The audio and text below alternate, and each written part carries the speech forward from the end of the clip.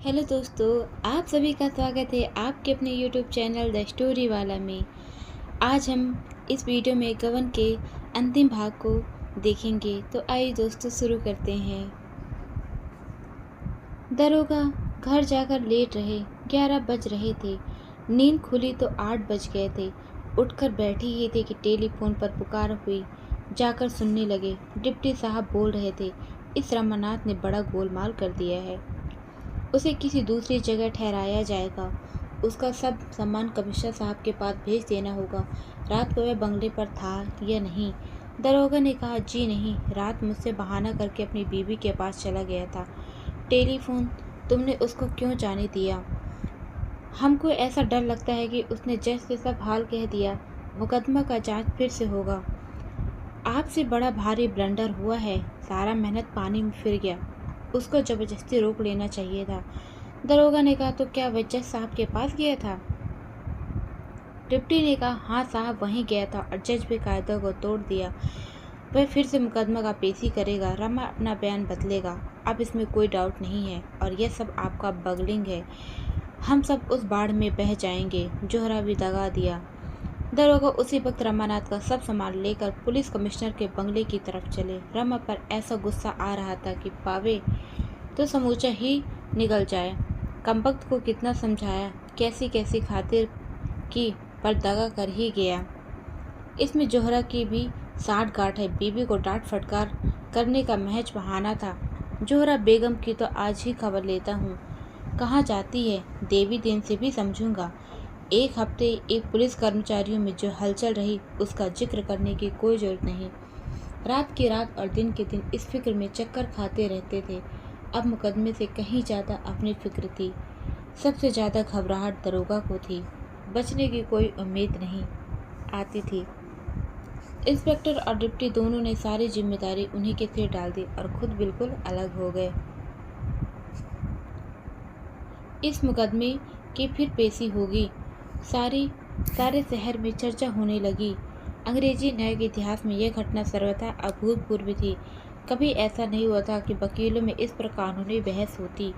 जज साहब ऐसा कर भी सकते, मगर जज दृढ़ था। पुलिस वालों ने बड़े बड़े जिगर लगाए। पुलिस कमिश्नर ने यहाँ तक कहा कि इसमें सारा पुलिस विभाग बदनाम हो जाएगा, लेकिन जज ने किसी की नहीं सुनी। झूठे सबूतों पर 15 आदमियों की जिंदगी बर्बाद करने की जिम्मेदारी सिर पर लेना उसकी आत्मा के लिए असह्य था। उसने हाई कोर्ट को सूचना दी और गवर्नमेंट को भी।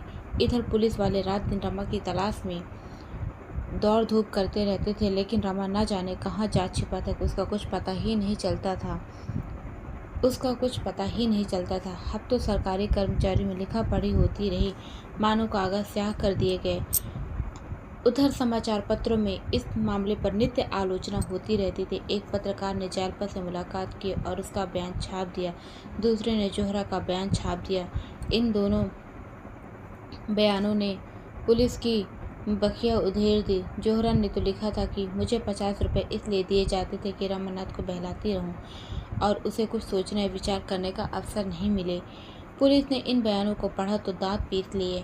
जोहरा और जालपा दोनों कहीं और जा छिपी, नहीं तो पुलिस ने जरूर उनकी शरारत का मजा चखाया होता। आखिर 2 महीने के बाद फैसला हुआ। इस मुकदमे पर विचार करने के लिए एक सिविलियन नियुक्त किया गया। शहर के बाहर एक बंगले में विचार हुआ, जिसमें ज़्यादा भीड़ भाड़ ना हो। फिर भी रोज 10-12 हजार आदमी जमा हो जाते थे। पुलिस ने एड़ी चोटी का जोर लगाया कि मुलाजिमों में कोई मुखाबिर बन जाए, पर उसका उद्योग सफल नहीं हुआ।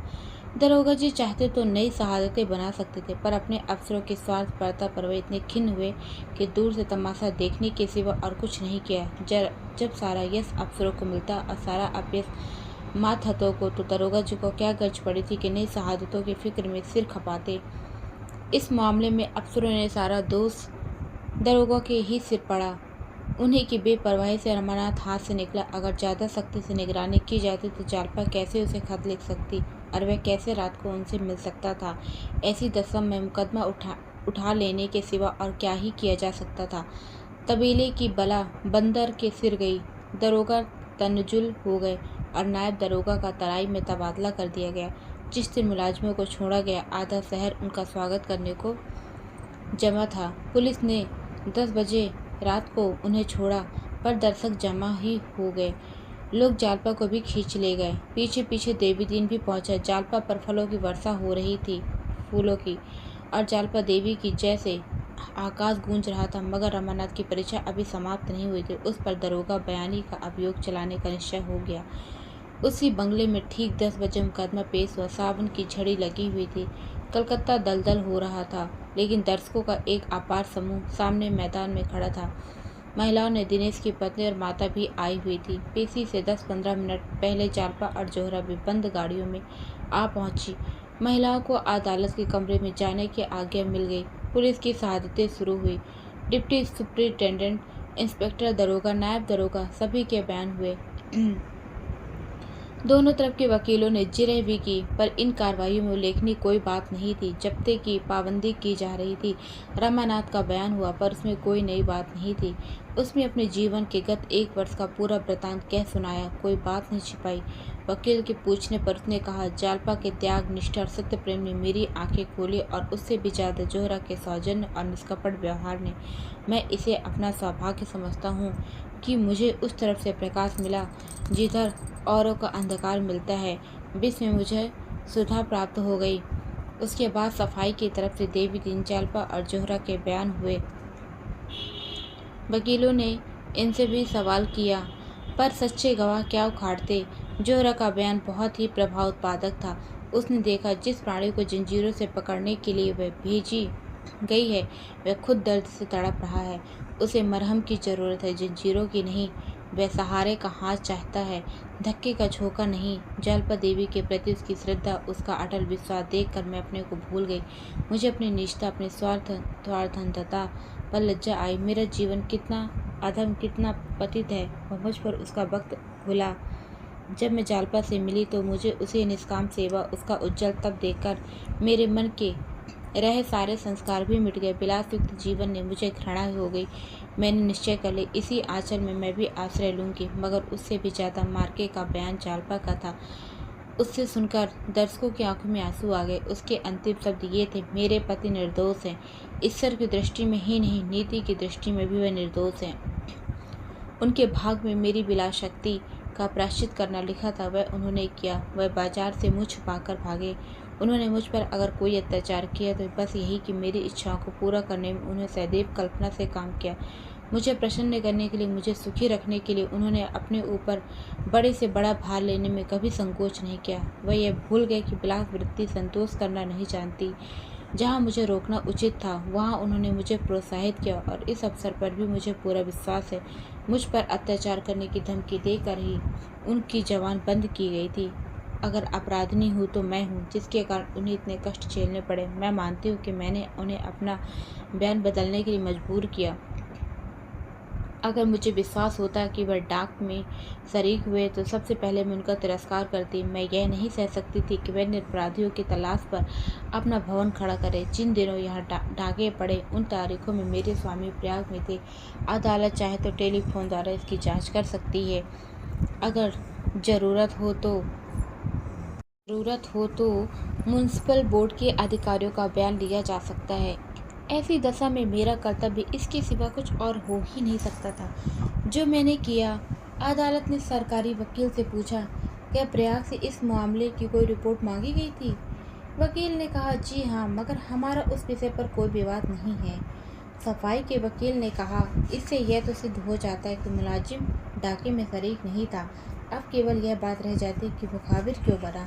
वादी वकील, स्वार्थ सिद्धि के सिवा और क्या हो सकता है? सफाई का वकील, मेरा कथन है कि उसे धोखा दिया गया, और जब उसे मालूम हो गया कि जिस भैंसों से पुलिस के हाथों की कठपुतली बनाकर स्वीकार किया गया था, वह उसका भ्रम था, जो उसे धमकियां दी गई।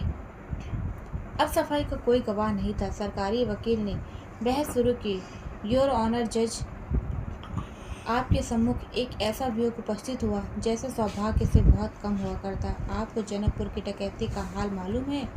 जनकपुर के आसपास कई गांव में लगातार डाके पड़े और पुलिस डकैतों की खोज करने लगी। महीनों पुलिस कर्मचारी अपनी जान हथेलियों के पर लिए डकैतों को ढूंढ निकालने की कोशिश करते रहे। आखिर उनकी मेहनत सफल हुई और डाकुओं की खबर मिली।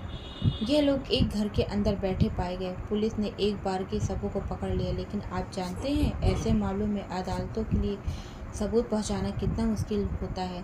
जनता इन लोगों से कितना डरती है, प्राणों के भय से शहादत देने पर तैयार नहीं होती। यहाँ तक कि जिनके घरों में डाके पड़े थे, वे भी शहादत देने का अवसर आया तो साफ निकल गए। महानुभाव पुलिस इसी उलझन में पड़ी हुई थी कि एक युवक आता और इन डाकुओं का सरगना होने का दावा करता। वह उन डकैतियों का ऐसा सजीव, ऐसा प्रमाणपूर्ण वर्णन करता है कि पुलिस धोखे में आ जाती है। पुलिस ऐसे अवसर पर ऐसा आदमी पाकर गैबी मदद समझती है। एक यह युवक इलाहाबाद से भाग आया था, यहाँ भूखों मरता था। अपने भाग्य निर्माण का ऐसा सुअवसर पाकर उसने अपना स्वार्थ सिद्धि करने का निश्चय कर लिया। मुखाबिर बनकर सजा का तो उसे कोई भय था ही नहीं। पुलिस की सिफारिश से कोई अच्छी नौकरी पा जाने का विश्वास था। पुलिस ने उसका खूब आदर सत्कार किया, उसे अपना मुखाबिर बना लिया। बहुत संभव था कि कोई शहादत ना पाकर पुलिस इन मुलाजिमों को छोड़ देती और उन पर कोई मुकदमा नहीं चलाती, पर इस युवक के चकमे में आकर उसने अभियोग चलाने का निश्चय कर लिया। उसमें चाहे और कोई गुण हो या ना हो, उसकी रचना शक्ति की प्रखरता से इनकार नहीं किया जा सकता। उसने डकैतियों का ऐसा यथार्थ वर्णन किया, जंजीर की एक कड़ी भी कहीं से गायब नहीं थी। अंकुर से फल निकलने तक की सारी बातों को उसने कल्पना कर ली थी। पुलिस ने मुकदमा चला दिया, पर ऐसा मालूम होता है कि इस बीच में उसे सौभाग्य निर्माण का इससे भी अच्छा अवसर मिल गया। बहुत संभव है सरकार की विरोधी संस्थाओं ने उसे प्रलोभन दिए हो और उन प्रलोभनों ने उसे स्वार्थ सिद्धि का यह नया रास्ता सुझा दिया हो, जहाँ धन के साथ यश भी था, वाहवाही भी थी, देशभक्ति का गौरव भी था। वे अपने स्वार्थ के लिए सब कुछ कर सकता है। वह स्वार्थ के लिए किसी के गले पर छुरी भी चला सकता है और साधु वेश भी धारण कर सकता है। यही उनके जीवन का लक्ष्य है। हम खुश हैं कि उसकी सद्बुद्धि ने अंत में उस पर विजय पाई, चाहे उनका हेतु कुछ भी क्यों न हो। निरपराधियों को दंड देना पुलिस के लिए उतना ही आपत्तिजनक है जितना अपराधियों को छोड़ देना। वे अपनी कारगुजारी दिखाने के लिए ऐसे मुकदमे नहीं चलाती। न गवर्नमेंट इतनी न्यायशून्य है कि पुलिस के बहकावे में आकर सार्वहीन मुकदमे चलाती फिरे। लेकिन इस युवक की चकमेबाजी से पुलिस की जो बदनामी हुई और सरकार के हजारों रुपये खर्च हो गए, इसके जिम्मेदार कौन है? ऐसे आदमी को आदर्श दंड मिलना चाहिए ताकि फिर किसी को ऐसी चकमेबाजी का साहस न हो। ऐसे मिथ्या का संसार रचने वाले प्राणी के लिए मुक्त रहकर समाज को ठगने का मार्ग बंद कर देना चाहिए। उसके लिए इस समय सबसे उपयुक्त स्थान वह है जहाँ उसे कुछ दिन आत्मचिंतन का अवसर मिले। शायद वह के एकांतवास में उसको आंतरिक जागृति प्राप्त हो जाए। आपको केवल यह विचार करना है कि उसने पुलिस को धोखा दिया या नहीं। इस विषय में आप कोई संदेह नहीं रह जाता कि उसने धोखा दिया। अगर धमकियां दी गई थी तो पहले अदालत के बाद जज की अदालत में अपना बयान वापस ले सकता था, पर उस वक्त भी उसने ऐसा नहीं किया। इससे यह स्पष्ट है कि धमकियों का अपेक्षा मिथ्या है। उसने जो कुछ किया स्वेच्छा से किया। ऐसे आदमी को यदि दंड न दिया गया तो उसे अपनी कुटिल नीति से काम लेने का फिर साहस होगा और उसकी हिंसक मनोवृत्तियाँ और भी बलवान हो जाएंगी। फिर सफाई के वकील ने जवाब दिया, यह मुकदमा अंग्रेजी इतिहास में ही नहीं, शायद संवेदनशील न्याय के इतिहास में एक अद्भुत घटना है। रमानाथ एक साधारण युवक है, उसकी शिक्षा भी बहुत मामूली हुई है। वह ऊंचे विचारों का आदमी नहीं है। वे इलाहाबाद के म्यूनसिपल ऑफिस में नौकर है। वहाँ उसका काम चुंगी के रुपए वसूल करना है। वह व्यापारियों से प्रथानुसार रिश्वत लेता और अपनी आमदनी की परवाह नहीं करता हुआ अनाप शनाप खर्च करता है। आखिर एक दिन मिजान में गलती हो जाने से उसे शक होता है कि उसने कुछ रुपए उठ गए। वे इतना घबरा जाता है कि किसी से कुछ नहीं कहता, बस घर से भाग खड़ा होता है। वे दफ्तर में उस पर सुबह होता है और उसके हिसाब की जांच होती, तब मालूम होता है कि उसने कुछ गबन नहीं किया, सिर्फ हिसाब की भूल थी। फिर रमानाथ की पुलिस के पंजे में फंसने, गर्जे मुखाबिर बनने और शहादत देने का जिक्र करते हुए उसने कहा, अब रमानाथ के जीवन में एक नया परिवर्तन होता है। ऐसा परिवर्तन जो एक विलासप्रिय पदलोलुप युवक को धर्मनिष्ठ और कर्तव्यशील बना देता। उसकी पत्नी जालपा, जिसे देवी कहा जाए तो अतिशयोक्ति नहीं होगी, उसकी तलाश में प्रयाग से यहाँ आ जाते और यहाँ जब उसे मालूम होता कि रमा एक मुकदमे में पुलिस का मुखाबिर हो गया तो वह उसे छिपकर मिलने आती है। रमा अपने बंगले से आराम से पड़ा हुआ है, फाटक पर संतरी पहरा दे रहा है। जालपा को पति से मिलने में सफलता नहीं होती, तब एक पत्र लिखकर उसके सामने फेंक देती और देवी दिन के घर चली जाती है। रमा यह पत्र पढ़ता, उसकी आंखों के सामने से पर्दा हट जाता, पर छिपकर जालपा के पास जाता है। जालपा उसे सारा वृतांत कह सुनाती है और उसे अपना बयान वापस लेने पर जोर देती है। रमा पहले शंकाएं करता है, फिर बात को राजी हो जाता है। और अपने बंगले पर लौट जाता है। वह पुलिस अफसरों में साफ कह देता है कि मैं अपना बयान बदल दूंगा। अधिकारी उसे तरह तरह के प्रलोभन देते हैं। जब इस पर रमा का कोई असर नहीं होता, उसे मालूम हो गया कि उस पर गबन का कोई मुकदमा नहीं है, तो उसे वे जालपा को गिरफ्तार करने की धमकी देते हैं। रमा की हिम्मत टूट जाती। वह जानता है कि पुलिस जो चाहे कर सकती, इसलिए वह अपना इरादा तब्दील कर देता है। फिर जज के इल्जाम में अपने बयान का समर्थन कर देता है। अदालत में रमा से सफाई ने कोई जिरह नहीं की थी। यहाँ उसने जिरह की गई, लेकिन इस मुकदमे से कोई सरोकार नहीं रखने पर उसने जिरह के ऐसे जवाब दिए कि जज को भी कोई शक नहीं हो सका और मुलाजिमों को सजा हो गई। रमानाथ की और खातिरदारियाँ होने लगी। उसने एक सिफारिश खत दिया गया और शायद उसकी यूपी गवर्नमेंट से सिफारिश की गई थी। फिर जालपा देवी ने फांसी की सजा पाने वाले मुलाजिम दिनेश के बाल बच्चों का पालन पोषण करने का निश्चय किया। इधर से चंदे मांग मांग कर वह उनके लिए जिंदगी की जरूरतें पूरी करती थी। उसके घर का कामकाज अपने हाथों करती थी। उसके बच्चों को खिलाने को ले जाती थी। एक दिन रमानाथ मोटर पर सैर करता हुआ जालपा को सिर पर एक पानी का मटका रखे देखता है। उसकी आत्ममर्यादा जाग उठती है। जोहरा को पुलिस कर्मचारियों ने रमानाथ के मनोरंजन के लिए नियुक्त कर दिया है। जोहरा युवक की मानसिक वेदना देखकर द्रवित हो जाती है और जालपा का पूरा समाचार लाने के लिए इरादे से चली जाती है। दिनेश के घर उसकी जालपा से भेंट होती है। जालपा का त्याग, सेवा और साधना देखकर इस व्यवसाय का हृदय इतना प्रभावित हो जाता है कि वह अपने जीवन पर लज्जित हो जाते हैं और दोनों में वह नापा हो जाता है।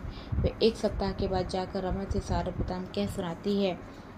रमा उसी वक्त वहाँ से चल पड़ता है। जालपा से 2-4 बातें करके जज के बंगले पर चला जाता है। उसके बाद जो कुछ हुए हमारे सामने है। मैं यह नहीं कहता कि उसने झूठी गवाही नहीं दी, लेकिन उस परिस्थिति और उन प्रलोभनों में ध्यान दीजिए तो इस अपराध की गहनता बहुत घट जाती है। उस झूठी गवाही का परिणाम अगर यह होता कि किसी निरपराध को सजा मिल जाती तो दूसरी बात थी। इस अवसर पर तो 15 युवकों की जान बच गई। क्या अब भी वही झूठी गवाही का अपराधी है? उसने खुद ही तो अपनी झूठी गवाही का इकबाल किया है। क्या उसे दंड मिलना चाहिए? उसकी सरलता और सज्जनता ने एक वेश्या तक को मुग्ध कर दिया और वे उसे बहकाने और बहलाने के बदले उसके मार्ग का दीपक बन गई। जालपा देवी की कर्तव्य परायणता क्या दंड के योग्य है? जालपा इस ड्रामा की नायिका है। उसके सदानुराग, सरल प्रेम, उसकी धर्मपरायण, उसकी पति भक्ति, उसके स्वार्थ त्याग, उसकी सेवा निष्ठा, किस किस गुण की प्रशंसा की जाए। आज वह रंगमंच पर नहीं आती तो 15 परिवारों के चिराग गुल हो जाते। उसने 15 परिवारों को अभयदान दिया है। उसे मालूम था कि पुलिस का साथ देने से सांसारिक भविष्य कितना उज्जवल हो जाएगा। वह जीवन की कितनी ही चिंताओं से मुक्त हो जाएगी। संभव उसके पास भी मोटर कार हो जाएगी, नौकर चाकर हो जाएंगे, अच्छा सा घर हो जाएगा, बहुमूल्य आभूषण होंगे। क्या एक युवती रमणी के हृदय में इन सुखों का कुछ भी मूल्य नहीं है? लेकिन वह यह यातना सहने के लिए तैयार हो जाती है। क्या यही उसके धर्म अनुराग का उपहार होगा? वह पति वंचित होगा, जीवन पथ पर भटकती गिरे एक साधारण स्त्री में जिसने उच्च कोटि शिक्षा नहीं पाई। क्या इतनी निष्ठा, इतना त्याग, इतना विमर्श कैसी देवी प्रेरणा का परिचायक नहीं है? क्या एक पतिता का ऐसे कार्य में सहायक हो जाना कोई महत्व नहीं रखता? मैं तो समझता हूँ रखता है। ऐसे अभियोग रोज नहीं पेश आते हैं। शायद आप लोगों को अपने जीवन में फिर ऐसा अभियोग सुनने का अवसर नहीं मिले। यहाँ आप एक अभियोग का फैसला करने बैठे हुए हैं, मगर इस कोर्ट के बाहर एक बहुत बड़ा न्यायालय है जहाँ आप लोगों के न्याय पर विचार होगा। जालपा का वही फैसला न्यायानुकूल होगा जिसे बाहर का विशाल न्यायालय स्वीकार करे। वह न्यायालय कानूनों की बारीकियों में नहीं पड़ता, जिनसे उलझकर, जिनकी पेचीदगियों में फंसकर हम अक्सर पथभ्रष्ट हो जाते। अक्सर दूध का पानी और पानी का दूध कर बैठते। अगर आप झूठ पर पश्चाताप करके सच्ची बात कह देने के लिए भोग विलास युक्त जीवन को ठुकरा कर फटे हालों जीवन व्यतीत करने के लिए किसी को अपराधी ठहराते हैं, तो आप संसार के सामने न्याय का कोई ऊंचा आदर्श नहीं उपस्थित कर रहे हैं। सरकारी वकील ने इसका प्रत्युत्तर देते हुए कहा, धर्म और आदर्श अपने स्थान पर बहुत ही आदर की चीज़ें हैं, लेकिन जिस आदमी ने जानबूझकर झूठी गवाही दी उसने अपराध अवश्य किया और उसे दंड मिलना चाहिए। यह सत्य है कि उसने प्रयाग में कोई गवाह नहीं किया था, और उसे उसका भ्रम मात्र था, लेकिन ऐसी दशा में एक सच्चे आदमी का यह कर्तव्य था कि गिरफ्तार हो जाने पर अपनी सफाई देता। उसने सजा के भय से झूठी गवाही देकर पुलिस को क्यों धोखा दिया? यह विचार करने की बात है। अगर आप समझते हैं तो उसने अनुचित काम किया तो आप उसे अवश्य दंड देंगे। अब अदालत के फैसला सुनाने की बारी आई। सभी को रमा से सहानुभूति हो गई थी, पर इसके साथ भी यह भी मानी हुई बात थी कि उसे सजा होगी। क्या सजा होगी, यही देखना था। लोग बड़ी उत्सुकता से फैसला सुनने के लिए और सिमट आए। कुर्सियाँ और आगे खींच ली गई, कनवतियाँ भी बंद हो गई। मुआवला केवल यह है कि एक युवक ने अपने प्राण रक्षा के लिए पुलिस का आश्रय लिया। जब उसे मालूम हो गया कि जिस भय से पुलिस का आश्रय ले रहा था वह सर्वथा निर्मूल है, तो उसने अपना बयान वापस ले लिया। रमानाथ में अगर सत्यनिष्ठा होती तो वह पुलिस का आश्रय ही क्यों लेता, लेकिन इसमें कोई संदेह नहीं कि पुलिस ने उसे रक्षा का यह उपाय सुझाया। इस तरह उसने झूठी गवाही देने का प्रलोभन दिया। मैं यह नहीं मान सकता कि इस मामले में गवाही देने का प्रस्ताव स्वतः उसके मन में पैदा हो गया। उसने प्रलोभन दिया जिसने उसे दंड भय से स्वीकार कर लिया। उसे यह भी अवश्य विश्वास दिलाया गया होगा कि जिन लोगों के विरुद्ध उसे गवाही देने के लिए तैयार किया जा रहा था वे वास्तव में अपराधी थे, क्योंकि रमानाथ ने जहाँ दंड का भय है वहाँ न्याय भक्ति भी है। वह उन पेशेवर गवाहों में नहीं है जो स्वार्थ के लिए निरपराधियों को फंसाने के से भी नहीं चकते। अगर ऐसी बात नहीं होती तो अपनी स्त्री के आग्रह से बयान बदलने पर कभी राजी नहीं होता। यह ठीक है कि पहली अदालत के बाद उसे मालूम हो गया था कि उस पर गबन का कोई मुकदमा नहीं है। जज की अदालत में वह अपने बयान को वापस नहीं ले सकता था।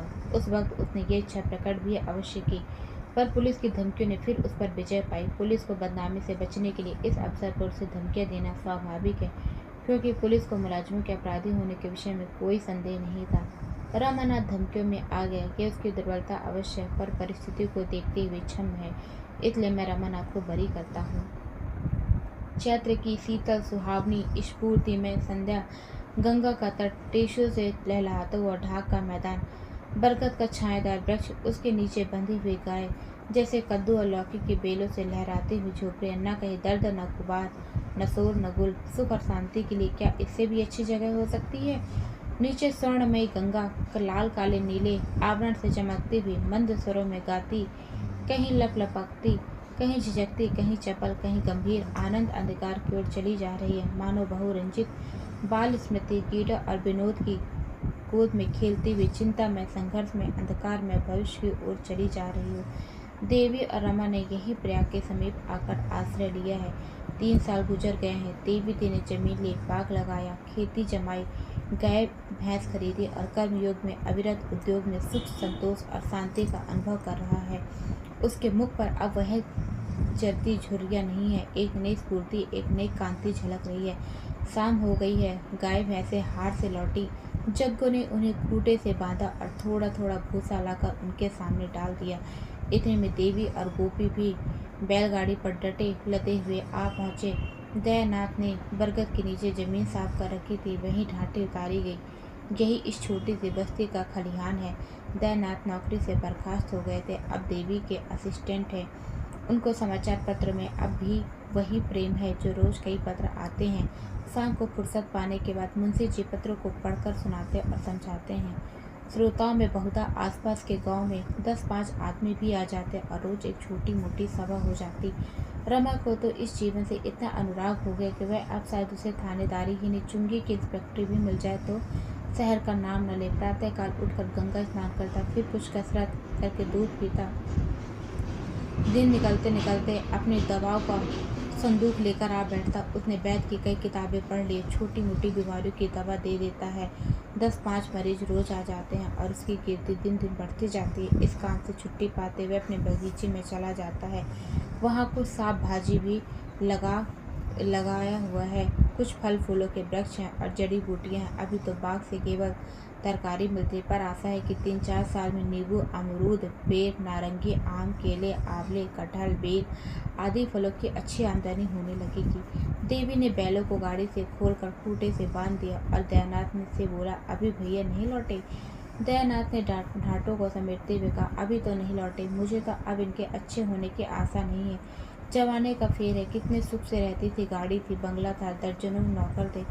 अब यह हाल है। सामान सब मौजूद है। वकील साहब ने अच्छी संपत्ति छोड़ी थी, मगर भाई भतीजों ने हड़प ली। देवी दिन कहता है, भैया कहते थे अदालत करती तो सब मिल जाता, पर कहती मैं अदालत में झूठ नहीं बोलूँगी।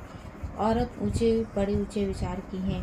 सहसा जागेश्वरी एक छोटे से शिशु को गोद में ले हुए एक झोपड़े से निकले और बच्चे को दयानाथ की गोद में देते हुए देवी दिन से बोली, भैया जरा चल कर रतन को देखो, जाने कैसी हुई जाती है। जोरा और बहू दोनों रो रही हैं, बच्चा ना जाने कहाँ रह गए।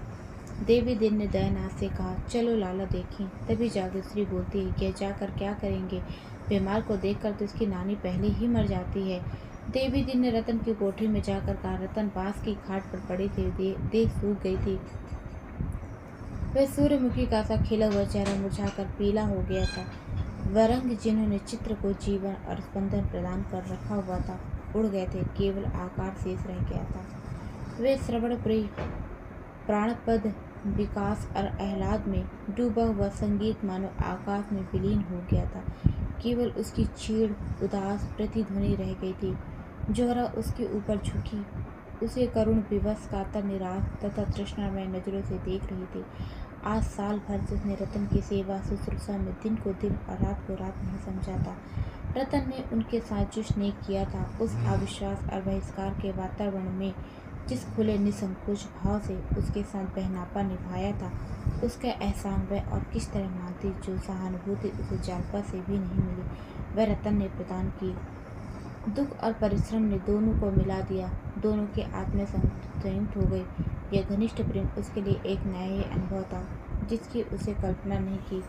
इस मौके में उसके वंचित हृदय ने पति प्रेम और पुत्र स्नेह दोनों ही पा लिया है।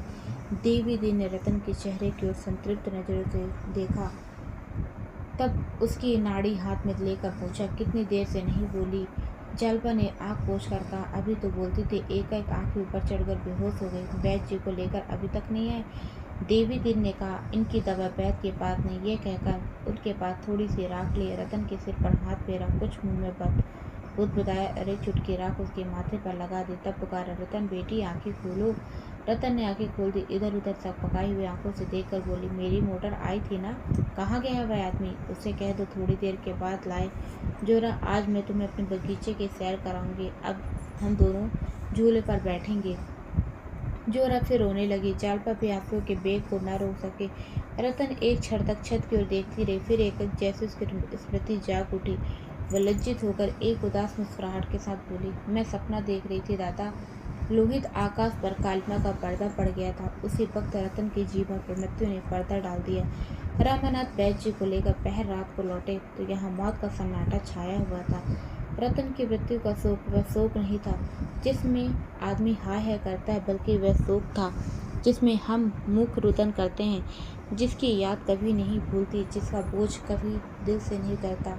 रतन के बाद जोहरा अकेली हो गई। दोनों साथ सोती थी, साथ बैठती थी, साथ काम करती थी। अकेली जोहरा का जी किसी काम में नहीं लगता। कभी नदी तट पर जाकर रतन को याद करती और रोती, कभी उस आम के पौधे के पास जाकर घंटों खड़ी रहती जिसे उन दोनों ने लगाया था। मानो उसका सुहाग लुट गया हो। जालपा को बच्चे के पालन और भोजन बनाने में इतना अवकाश नहीं मिलता था कि उसके साथ खुद बैठती उठती, और बैठती भी तो रतन की चर्चा होने लगती और दोनों रोने लगती। भादों का महीना था। पृथ्वी और जल में रण छिड़ा हुआ था। जल की सेना वायुयान पर चढ़ाकर वायुयान से आकाश से जल सरों की वर्षा कर रही थी। उसकी थल सेनाओं ने पृथ्वी पर उत्पात मचा रखा था। गंगा गांव और कस्बों को निगल रही थी। गांव के गांव बहते चले जाते थे। जोहरा नदी के तट पर बाढ़ का तमाशा देखने लगी। वह प्रसंगी गंगा इतनी विशाल हो सकती है, इसका वह अनुमान भी नहीं कर सकती थी। लहरें उन्मत्त होकर गरजती, मुंह से फन निकालती, हाथों उछल रही थी, चतुर डकैती की तरह बेतरे बदल रही थी।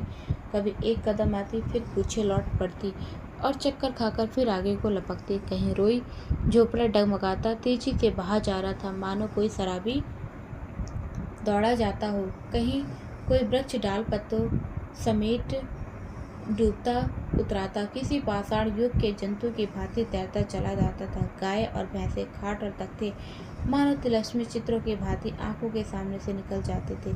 सहसा एक किश्ती नजर आई। उस पर कई स्त्री पुरुष बैठे थे। बैठे क्या थे, चिमटे हुए थे। किश्ती कभी ऊपर जाती तो कभी नीचे आती। बस यही मालूम होता था कि अब उल्टी परिवार साहस सब अब भी गंगा माता की जय पुकारते जाते थे। स्त्रियां जब भी गंगा के यश के गीत गाती थी।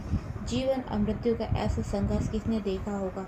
दोनों तरफ के आदमी किनारे पर एक तनाव की व्यवस्था में हृदय को दबाए खड़े थे। जब किश्ती करवट लेती तो लोगों के दिल उछल उछल कर ओंठों तक आ जाते। रस्सियाँ फेंकने की कोशिश की जाती पर रस्सी बीच में ही फिर पड़ती थी। एक बार किश्ती उलट ही गई। सभी प्राणी लहरों में समा गए। एक क्षण कई स्त्री पुरुष डूबते उतराते दिखाई दिए, फिर निगाहों से ओझल हो गए। एक उजली सी चीज किनारे की ओर चली आ रही थी। वह एक रेल में तट से कोई 20 गज तक आ गई। समीप से मालूम हुआ स्त्री है। जोहरा, जालपा और रमा तीनों खड़े थे। स्त्री की गोद में एक बच्चा भी नजर आता था। दोनों को निकल लाने के लिए तीनों वकील विकल हो उठे, पर 20 गज तक तैरकर उस तरफ जाना आसान नहीं था। फिर रमा तैरने में बहुत कुशल नहीं था। कभी लहरों के जोर में पांव उखड़ गए तो फिर बंगाल की खाड़ी के सिवा और कोई ठिकाना नहीं लगे। जोहरा ने कहा, मैं जाती हूँ। रमा ने ले जाते हुए कहा, जाने को तो मैं तैयार हूँ, लेकिन वहाँ तक पहुँच भी सकूँगा इसमें संदेह है। कितना तोड़ है। जोहरा ने एक हाथ में पानी में रख कर कहा, नहीं, मैं अभी निकाल लाती हूँ। वह कमर तक पानी में चली गई। रमा ने सशंक होकर कहा, क्यों नाहक जान देने जाती हो? वहाँ शायद एक गड्ढा है, मैं तो जा ही रहा था। जोहरा ने हाथों से मना करते हुए कहा, नहीं, तुम्हें मेरी कसम, तुम नहीं आना, मैं भी लिए आती हूँ, मुझे तैरना आता है। जालपा ने कहा, लाश होगी और क्या? रमानाथ ने कहा, शायद अभी जान हो। जालपा ने कहा, अच्छा, तो जोहरा तो तैर भी लेती है। तभी हिम्मत हुई। रमा ने जोहरा की ओर चिंतित आंखों से देखते हुए कहा, हाँ, कुछ कुछ जानती तो है, ईश्वर करे लौट आए। मुझे अपनी कायरता पर लज्जा आ रही है। जालपा ने बेहय से कहा, इसमें लज्जा की कौन सी बात है? मरी लाश के लिए जान को जोखिम में डालने से फायदा, जीती होती तो मैं खुद तुमसे कहती, जाकर निकाल लाओ। रमा ने आत्मधिक्कार के भाव से कहा, यहाँ से कौन जान सकता है जान है या नहीं। सचमुच बाल बच्चों वाला आदमी नावर्द हो जाता। मैं खड़ा रहा और जोहरा चली गई।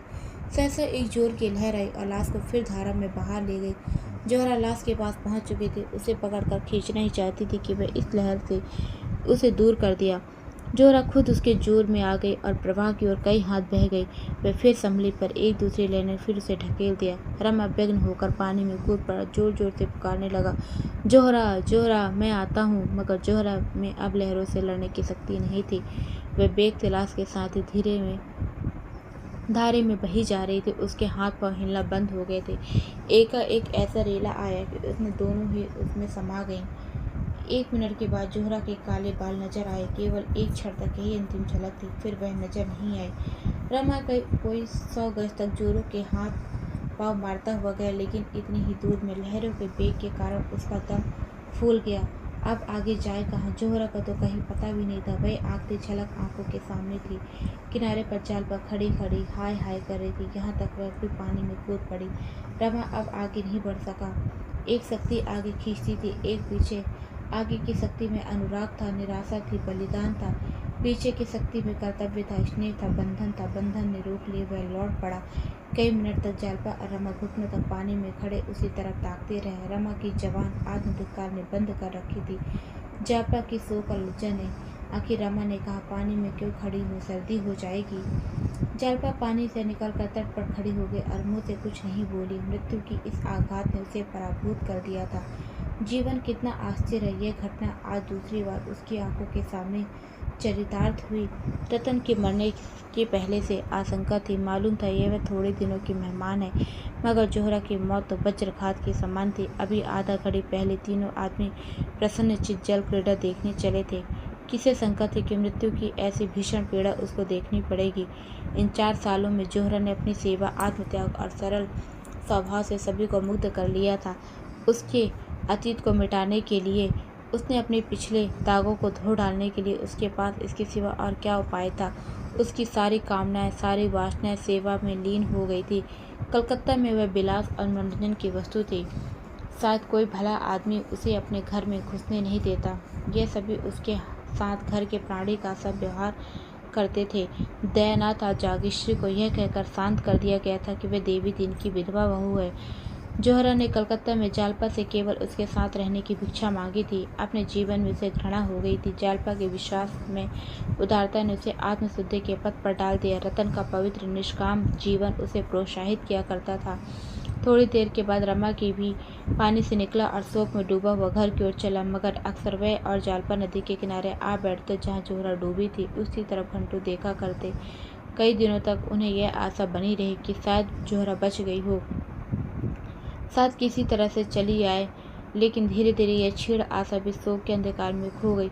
मगर अभी तक जोहरा की सूरत उनकी आंखों के सामने गिरा करती है। उसके लगा हुए पौधे, उसकी पाली हुई बिल्ली, उसके हाथों के सिले हुए कपड़े, उसका कमरा, ये सब उसकी स्मृति के चिन्ह। उनके पास जाकर रमा की आंखों के सामने जोहरा की तस्वीर खड़ी हो जाती है। दोस्तों, यहीं से आज गबन की कहानी समाप्त हो जाती है। तो आप लोगों को अगर वीडियो पसंद आई हो तो मेरे चैनल को लाइक करें एंड शेयर करें एंड सब्सक्राइब करना मत भूलें।